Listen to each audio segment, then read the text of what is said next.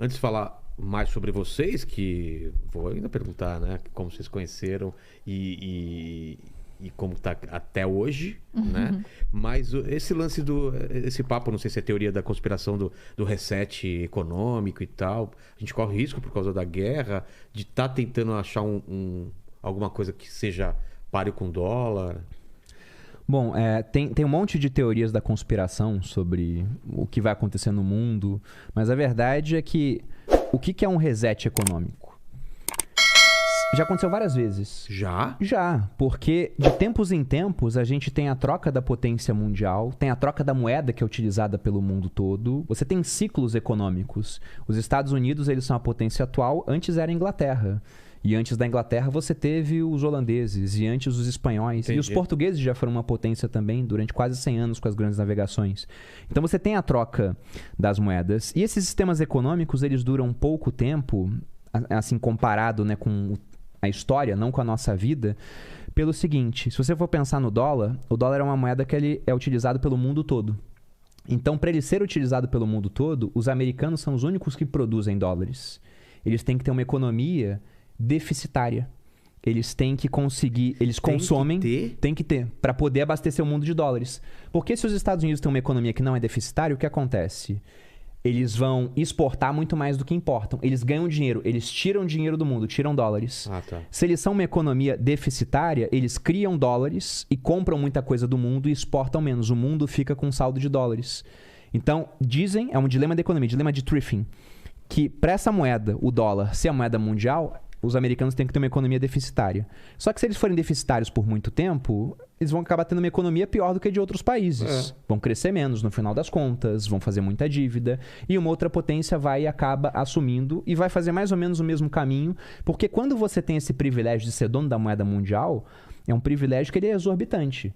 Aqui no Brasil, se a gente cria muitos reais, poxa, tem muito... A gente cria 2 trilhões de reais, por exemplo. Sei. Bolsonaro vai lá e fala, e por bem manda o quê? Agora tem 2 trilhões, toma aí, pessoal. A inflação vai no teto. No começo o pessoal vai aplaudir, fala, esse é o meu presidente, líder, não sei o quê, eu morreria por ele. Só que na hora que todo mundo pega esse dinheiro e começa a querer consumir, todo mundo querendo comprar bicicleta ao mesmo tempo, bicicleta fica mais cara. Arroz ao mesmo tempo, arroz fica mais caro. Tudo vai começar a ficar mais caro. Ah, então vamos comprar de fora. Todo mundo querendo trocar por dólar, o dólar fica mais caro. Então você vai ter essa inflação. Mas os Estados Unidos, quando eles criam 2 trilhões de dólares, eles não estão criando só para os americanos. Tá criando para todo mundo. É para o mundo todo, porque todo mundo valoriza dólar. Até o Talibã, até o Estado Islâmico valorizam o dólar. Agora, se a gente cria 2 trilhões de reais, quem valoriza isso é o brasileiro, o argentino, porque a dele é pior ainda que o real, o paraguaio, o uruguaio, o boliviano. Agora, tenta fazer comércio com um japonês e fala, vou te pagar em real. Ele vai falar, não vai me pagar em nada então, porque eu não faço comércio em real, me paga em dólar. Então, como o dólar ele é muito utilizado pelo mundo todo, eles têm esse privilégio de poder criar muitos dólares e eles continuarem a ser aceitos até certo ponto. Porque depois que eles criam demais, vai começar a ter uma inflação em dólar, aí os preços em dólar começam a variar muito. E sempre que um preço varia muito, fica mais difícil de fazer as compras naquele preço. A unidade de conta, né, que é uma das funções da moeda, ela fica prejudicada. Se a gente for pensar numa moeda, ela tem que ter 3 coisas. A primeira delas, e praticamente nenhuma moeda tem isso hoje, é ser uma reserva de valor. É algo que protege valor ao longo do tempo. O ouro, por exemplo, faz isso muito bem. Se você tem um pedaço de ouro agora e você guarda ele para o futuro, ele vai estar valendo mais no futuro, muito provavelmente. Porque o preço de tudo vai ter aumentado por conta da inflação. O preço do ouro vai ter aumentado junto. O real não é mais reserva de valor, o dólar não é reserva de valor, nenhuma moeda fiduciária é. Mas eles perdem pouco valor, geralmente, com o passar dos anos. O outro ponto é que uma boa moeda tem que ser uma unidade de conta. Você tem que conseguir fazer conta naquela moeda.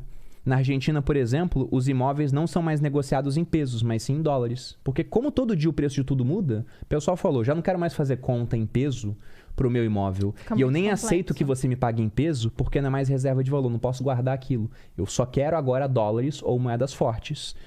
A gente até, pensando em unidade de conta, imagina como que seria o transtorno se todo ano o metro mudasse. A gente usa o metro para fazer conta, né? E aí a gente chega lá e fala, não, agora um metro é 1,05 m. Porque teve uma inflação de 5% no metro, entendeu? Aí no outro ano é 1,10 m. Aí daqui a pouco acontece o que acontece hoje em dia. Tu pergunta pro cara, você começou a trabalhar, você ganhava quanto? O cara fala, eu ganhava R$1.000. Aí tu tem que falar, que ano? Porque senão você não sabe quanto que aquilo comprava mais ou menos. Porque a unidade de conta ela se perde com o tempo. O Bitcoin ainda tem um pouco esse problema com... Porque varia muito. Volátil varia e muito. também porque é difícil ser uma unidade de troca, né? E muita gente Tá não melhorando, aceita. mas enfim. Mas esse é o último ponto. Se o dinheiro ele é uma boa reserva de valor e é bom para fazer conta, né? Você acaba usando ele para mais trocas. Por que o pessoal gosta de usar o dólar no mundo? Porque todo mundo é mais aceita. reserva de valor, porque todo mundo aceita, é um bom meio de troca.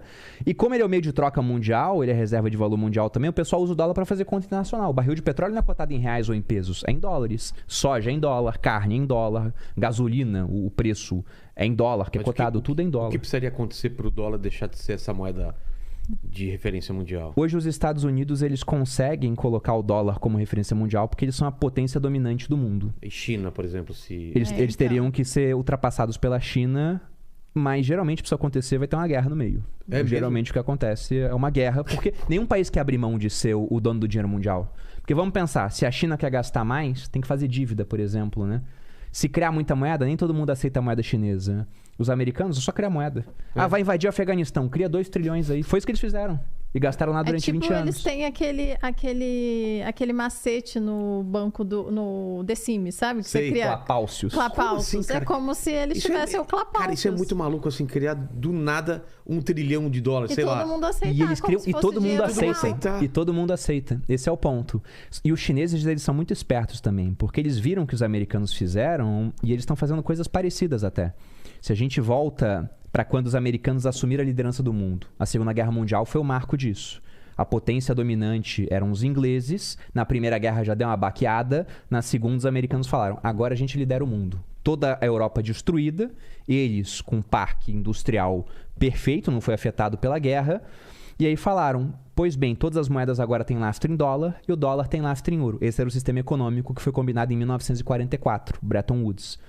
Só que além disso, olha o que eles fizeram de interessante. Muita gente sabe que o Plano Marshall ele ajudou a reconstruir a Europa no começo, né? Era aquele caos.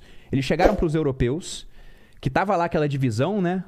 Influência americana e influência da União Soviética. E falaram, não, a gente vai ajudar. Tome esse empréstimo aqui em dólares para vocês. E se os europeus fazem uma dívida em dólar, vão precisar de dólar para pagar a dívida, certo? Certo. Então vai ter demanda futura pelo dólar. Eles vão ter que ter dólares com eles. E além disso, eles fizeram um empréstimo. Os europeus falaram, vamos comprar a máquina. De quem vão comprar? Quem tinha os americanos. Então o dinheiro foi, o dinheiro rapidamente voltou, ainda ficou uma dívida e os caras viraram aliados deles. Cara, que genial. O que a China tá fazendo agora?